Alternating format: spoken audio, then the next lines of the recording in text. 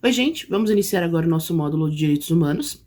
E não tem como nós falarmos de direitos humanos sem falar da história da humanidade. Então eu vou passar com vocês por pontos importantes da história que fizeram os direitos humanos ser o que são hoje. Já vou adiantar que esse assunto vai ser extenso, então eu vou dividir o vídeo em 3 partes, para ficar mais fácil para vocês entenderem. Direitos humanos. Como isso tudo começou? Como tudo isso surgiu? Como tudo isso nasceu? Vamos pensar lá no começo das civilizações, quando as cidades começaram a ser formadas, as sociedades começaram a ser formadas, e o homem primitivo começou a se organizar dentro de cidades, dentro da política. Nesse início das civilizações, não existiam direitos humanos. Se você nascesse no local certo, você estava seguro e protegido. Senão, você provavelmente seria escravizado. Para ilustrar, vamos falar do Egito Antigo, por volta de 1550 a.C.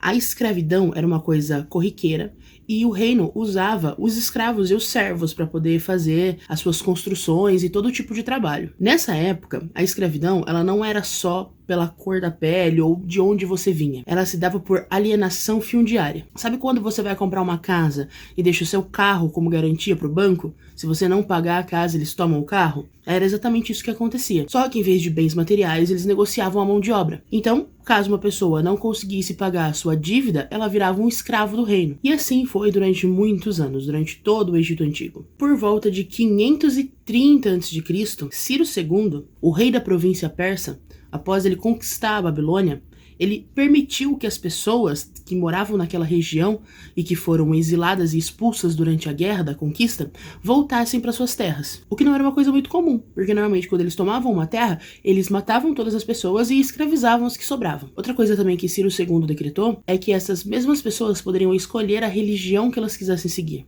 e que os escravos poderiam ser livres. Essa declaração foi documentada em um cilindro de barro, chamado hoje de Cilindro de Ciro, e ela é considerada a primeira declaração de direitos humanos da história. Pela primeira vez na história da humanidade, as pessoas tiveram alguns direitos garantidos apenas por serem pessoas. A ideia de Ciro se espalhou primeiro para a Grécia, onde nós temos os primeiros indícios de democracia, pois diferente dos persas e dos egípcios, os gregos discutiam as suas leis em praças públicas. Depois para a Índia, onde pensadores como Siddhartha Gautama começou a difundir pensamentos que pregava a igualdade essencial entre todos os homens e a prevalência dos atos de virtude e fraternidade. Aqui nascia então o budismo. E Siddhartha Gautama não é ninguém mais, ninguém menos do que o próprio Buda. Até finalmente essas ideias de Ciro atingirem Roma por volta do ano 17 a.C. Os romanos perceberam que as pessoas seguiam naturalmente certas leis, mesmo que elas ainda não fossem leis. E eles criaram um termo para isso, chamado leis naturais. Eles perceberam que as pessoas deixavam a sua moral influenciar na sua decisão. E conforme nós fomos evoluindo como espécie, entendemos que algumas coisas são tão absurdas que elas não precisam ser leis para ser seguidas.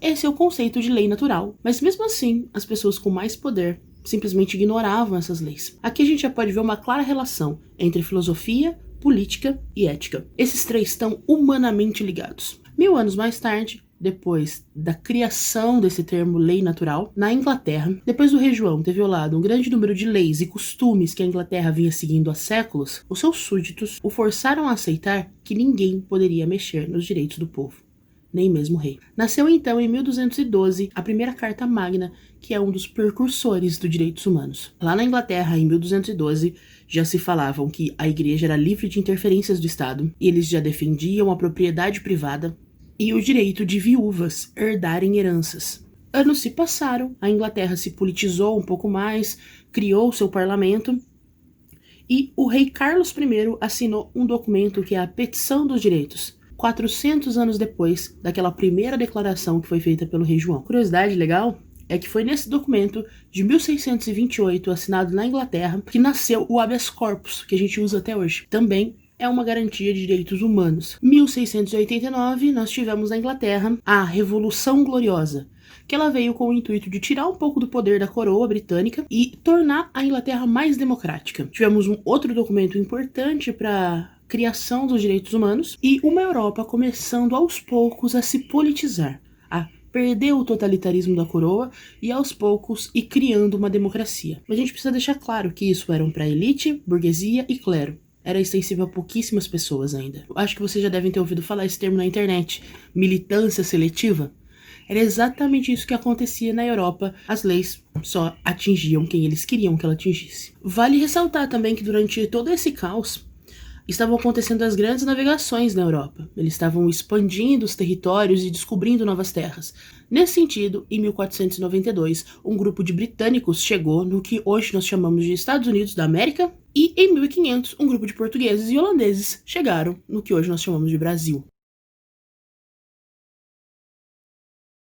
Esse grupo de britânicos que chegou na América, em 1776, eles se revoltaram e declararam a independência. E antes mesmo que a coroa britânica pudesse fazer qualquer coisa, todos eles se declararam iguais perante a lei. Diante disso, os franceses imediatamente começaram a sua própria revolução, com seus próprios direitos, mas os deles eram bem mais amplos. Lembra aquele termo leis naturais que foi criado lá em Roma? Os franceses pegaram esse termo e transformaram em direitos naturais, que eram direitos que a pessoa tinha naturalmente, era uma coisa intrínseca, fazia parte do ser, parte da dignidade humana, parte da manutenção da vida. A Revolução Francesa, acredito que vocês já tenham estudado, vocês sabem como aconteceu e o que aconteceu. Ela foi um marco para a humanidade. Muitos direitos foram conquistados durante essa revolução e o seu lema é dito até hoje: liberdade, igualdade e fraternidade. A história da humanidade ainda vai longe. Essa primeira aula termina aqui. Como eu trabalho essa semana, eu vou deixar algumas perguntas no material de apoio. Vocês respondam elas. E ela vai ser o trabalho de 3 semanas, tá? Então, enquanto nós estivermos falando sobre a história da humanidade em relação a direitos humanos, a história dos direitos humanos, vai ser esse o trabalho. Vocês podem me entregar todas as perguntas de uma vez, ou vocês podem me entregar aos poucos. Vocês vejam o que é melhor para vocês. Esse é o prazo final para vocês me entregarem os trabalhos, tá? Espero que vocês tenham conseguido me acompanhar até agora. Espero que vocês tenham entendido. Espero que vocês estejam gostando. É muito legal falar de história. E eu tentei trazer de um jeito rápido, fácil e bem dinâmico para vocês poderem entender. Nas próximas 2 aulas a gente vai falar sobre outros nomes importantes em relação a direitos humanos. Tudo bem? Obrigado e até a próxima. Na próxima aula a gente vai falar sobre outros nomes. A Marita aqui.